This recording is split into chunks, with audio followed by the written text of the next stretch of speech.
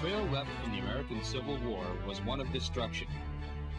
In much of the South, homes were burned, fields lay waste, and factories leveled. The Southerners regarded the 12 years after the war as the tragic era. For many, it was a time to start anew.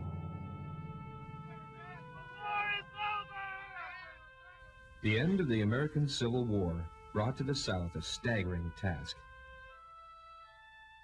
They had to reappraise their situation and begin anew. Their Confederate money was worthless. The 4 million African slaves, once the valuable property of the planters, were now freed.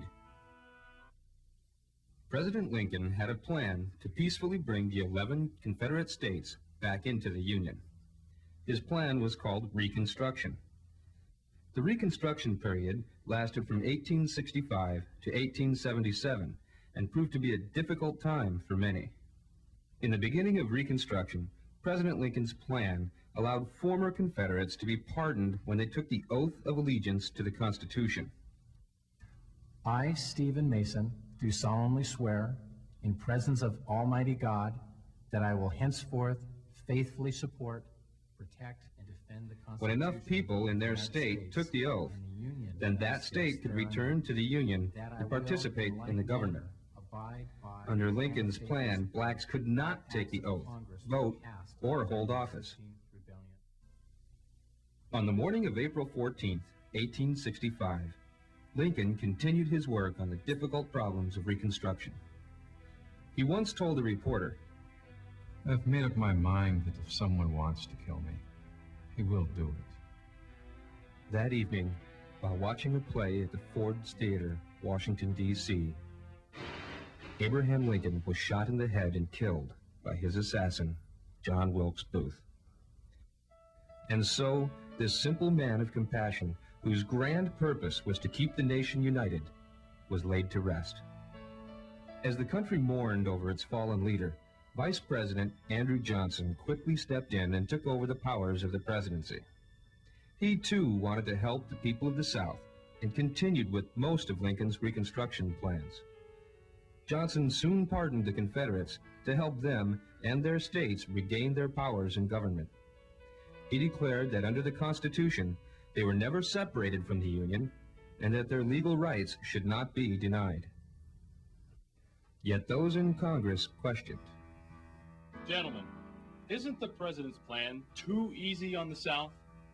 It must not be forgotten that the people of these Confederate states, without just cause, rose in rebellion against the United States.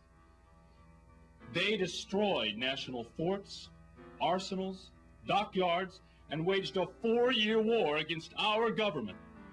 And now, our illustrious President Johnson would let these former Confederates gain power once again in the South. Isn't this the ultimate treason? It is Congress who should have the power to reconstruct the South, not the President. Northerners' worst fears were that the former Confederates were attempting to bring back slavery. For example, many planters needed workers on their land. Often blacks were offered the job to farm the planters' land in exchange for a small share of the harvested crop. This type of work was called sharecropping. Unfortunately, many planters often deceived the black workers and confined them to one plantation, much as slavery had done. In the South, from 1865 to 1866, laws called the Black Codes were made specifically to keep blacks from being free. Many communities required blacks to be off the streets by a specified hour. Other communities required special permission from their employer to enter a town. And often, blacks were not allowed to handle firearms or other weapons. The Black Codes passed by the Southerners convinced the radical Republicans in Congress that the Lincoln-Johnson plan did not help blacks. Congress challenged the president's policy and promoted their own Reconstruction laws. In 1865, the 13th Amendment to the Constitution was passed, prohibiting slavery in the United States. This was a primary benefit gained by the terrible price of the Civil War. In 1866, Congress passed the 14th Amendment, guaranteeing federal citizenship to blacks. This law declares that no state shall deprive any person of rights of life, liberty, or property without due process of law.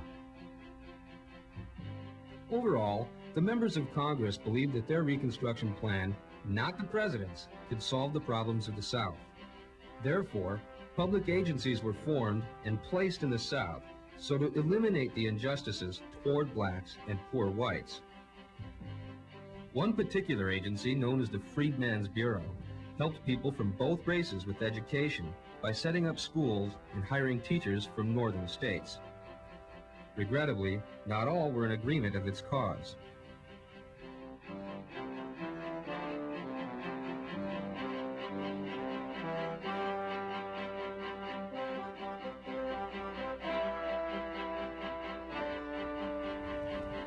But I do not understand this question. Well, which one? Let's take a look here. Oh, okay, let me see. Well, you just... Do you not know that you are educating the colored youth above their business? Colonel Johnson, welcome. Forgive me, but what did you say? Miss Clifton, I said, do you not know that you're destroying these Negro children? Why, my friend, do you think that? Do you not understand that the importance of education is to prevent these people from beggary and dependence? That colored child will be too proud to work. Understand, sir. This child's parents, like so many other Negro parents, see the opportunity in these schools. They plan on providing 4,000 schools, not only for the Negroes, but for your poor whites as well. That is hard to believe. And why is that so hard to believe? Why shouldn't the former slaves enjoy their newfound freedom? Finally, they're able to travel, worship, earn a living. Unfortunately, they're not finding as much work as before the war, but the Freedmen's Bureau is trying to help. Pardon me, miss, but the Bureau is a curse. Virtually a foreign government forced upon us. Yankee soldiers occupy our cities when we are able to have order here without them.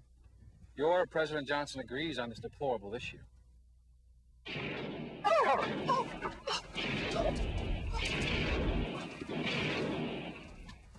Leave, Yankee scum! You're interfering with our affairs. We don't need your kind around here.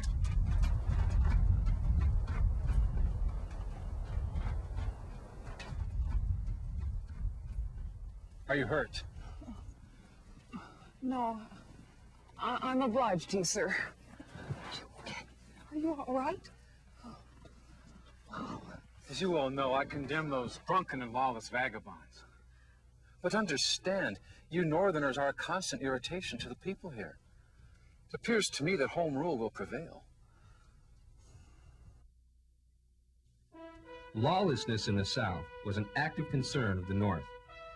The Republican Congress' first Reconstruction Act in March of 1867 organized 10 southern states into 5 military districts. Each district was to be commanded by a general. Military rule prevailed so to protect the freedmen and Republican sympathizers. Southern states could regain their constitutional powers and end military rule only under certain conditions. The states had to hold constitutional conventions to set up their state government. They had to ratify the 14th Amendment, and they had to guarantee freedmen the right to vote.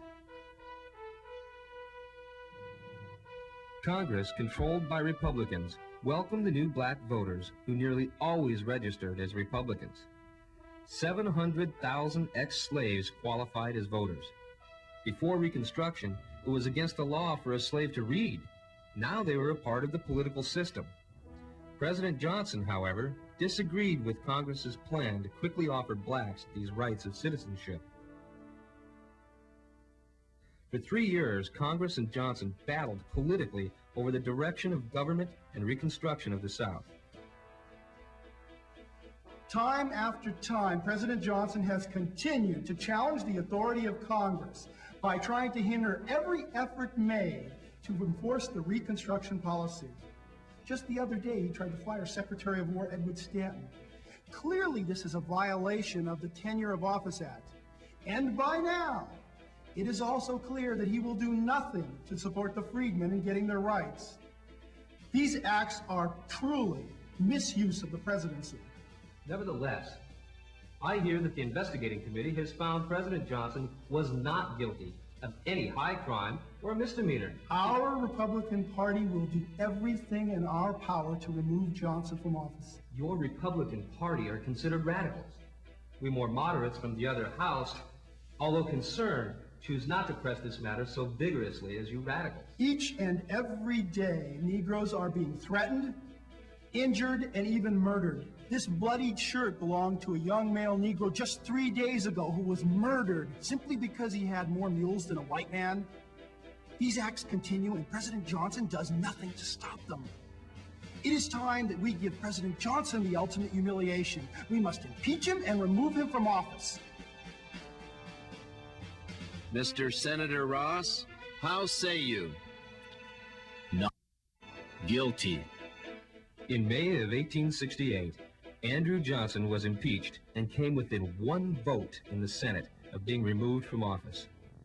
The country was spared the injury of removing Johnson from office, yet in the end, the president had lost the confidence of his countrymen. Later that year, the popular general, Ulysses S. Grant, was chosen to be the 18th President of the United States. Finally, in 1870, Congress ratified the 15th Amendment. It prohibited denial of the right to vote because of race or previous servitude. Beverly Nash, a former slave, expressed well the views of many uneducated Americans who recognized their new constitutional right to vote. I believe, my friends and fellow citizens, that we are not prepared for the suffrage, but in time, we can learn. Give a man tools and let him commence to use them, and in time, he shall learn a trade. So it is with voting. We may not understand it at the start, but in time, we shall learn to do our duty. In 1869, Hiram Revels of Mississippi became the first black U.S. Senator. Eventually, 22 blacks became members of Congress. On the home front, Reconstruction influenced the state's political events. During the winter of 1867 to 1868, 10 southern states held state constitutional conventions.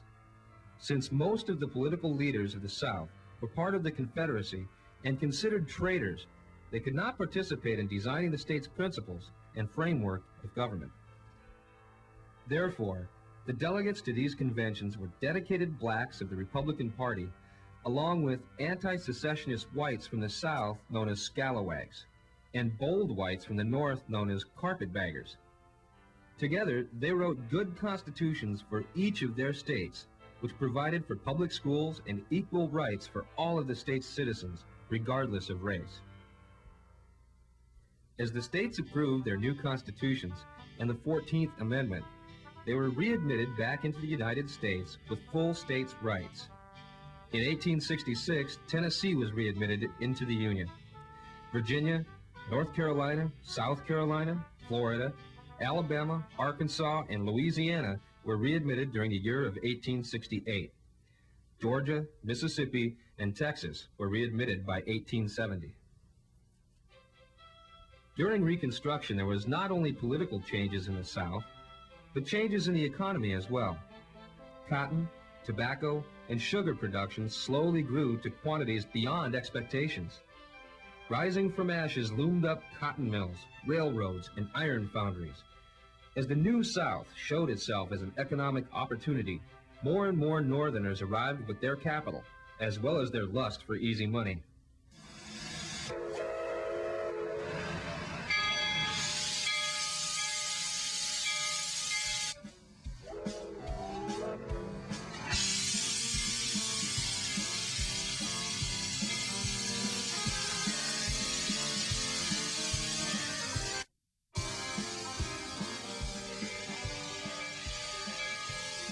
Carrying no more than a carpet sack or a suitcase, many carpetbaggers were not only known for meddling in politics, but were also known for committing fraud, bribery, and hoaxes that helped them to confiscate sums up to hundreds of thousands of dollars from states who already had small treasuries. The state is desperate, Mr. Clark. The war has depleted our treasury sorely, and the state is in great need of making money. Governor, I'm very well informed on the South's poor condition. The state legislature has issued over $1 million for railroad purposes. The Springfield Railroad line must provide transportation to and from our coal mines. Now, a good railway system is critical for us to get that coal to our market. Governor, that's just a small part of the whole picture. In addition, your state will reap a handsome tax revenue from increased profits at the mines, and you'll be putting thousands of citizens to work. With your re-election coming up, that's sure to mean more votes for you. What you need is my expertise in building a railway line that'll rival those in the best northern states. But can I be assured that you have the qualifications to complete this project? As president of the Catham Railroad, I have an impeccable reputation. In fact, I and several Wall Street brokers are expanding a railroad line at this very moment for the state of North Carolina. Have the state's assembly issue me the $1 million, and I will solve all of your problems.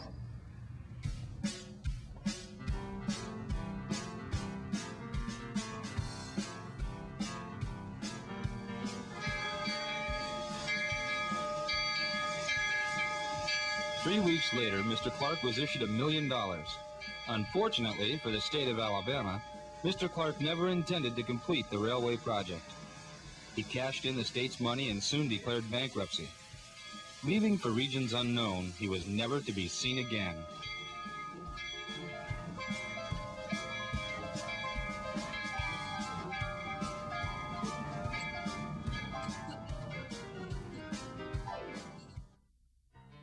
Not to let their home state be ruled by freedmen, scalawags, and carpetbaggers, many secret societies evolved to stop this progress of Reconstruction. Based on the concept of white supremacy, thousands of respectable and not so respectable white citizens disguised themselves and rode at night to beat, whip, or lynch the blacks and whites promoting Reconstruction. Defending themselves as peacekeepers, horrible violent crimes were committed by these groups known as Knights of the White Camellia, the White Brotherhood, or the Ku Klux Klan.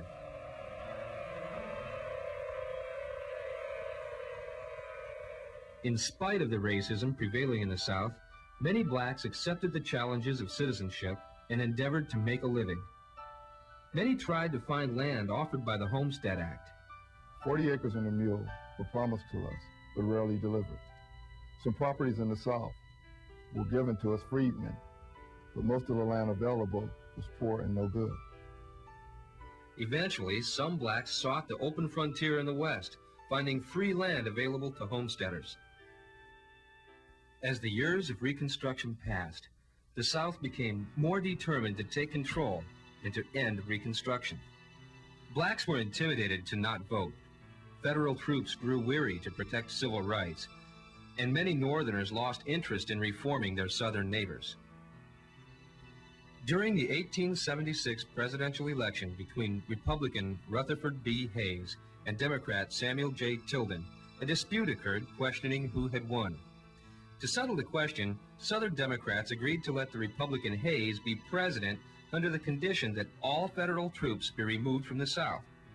This 1877 bargain brought an end to Reconstruction and the freedoms of blacks. Nevertheless, the ideals of Reconstruction were now secured in the Constitution. These amendments later helped lawmakers attack the injustices of prejudice and rightfully defend the civil rights movement of the 1950s and 1960s. During Reconstruction, the slaves were freed. A president was assassinated. Civil rights were protected. Johnson's impeachment failed.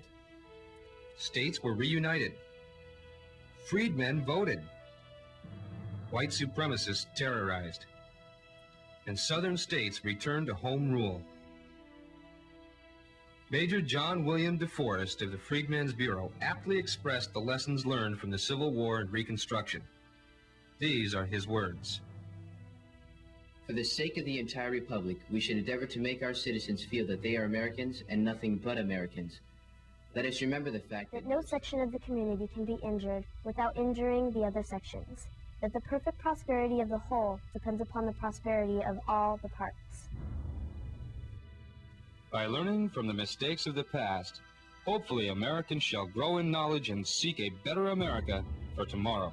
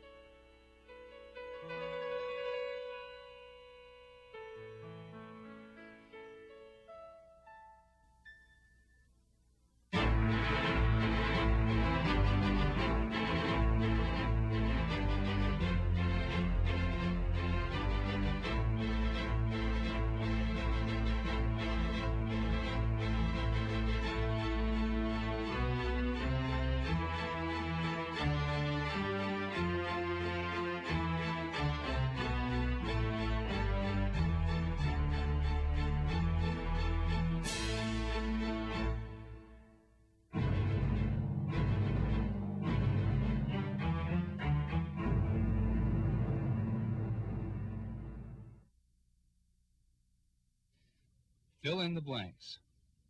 Number 1. President Lincoln's plan to peacefully return the 11 Confederate states back into the Union was called...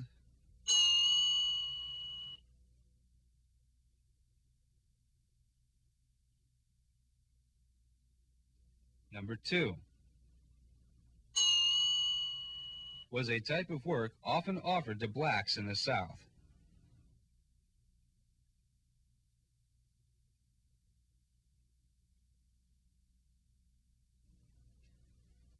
Number 3. According to the radical Republicans, it was who should have the power to reconstruct the South, not the president.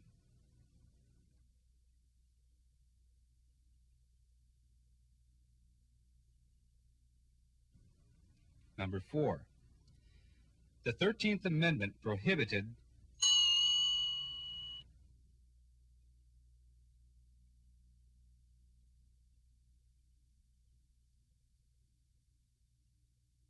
Number 5.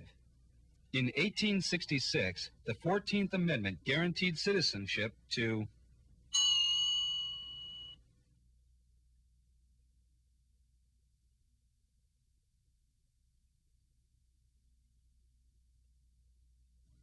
Number 6.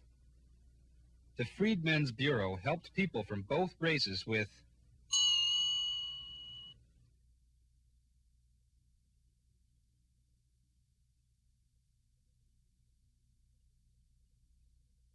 Number 7.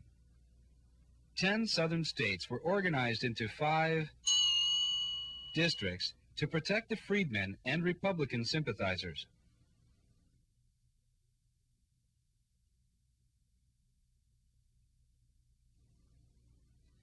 True or false? Number 8. Andrew Johnson came within 1 vote of being removed from the presidency.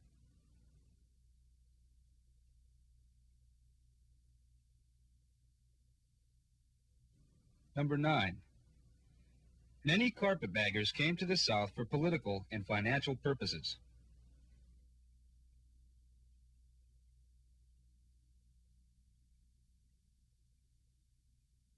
Number 10. Many Southerners formed secret societies to prevent black Americans from enjoying the rights of citizenship.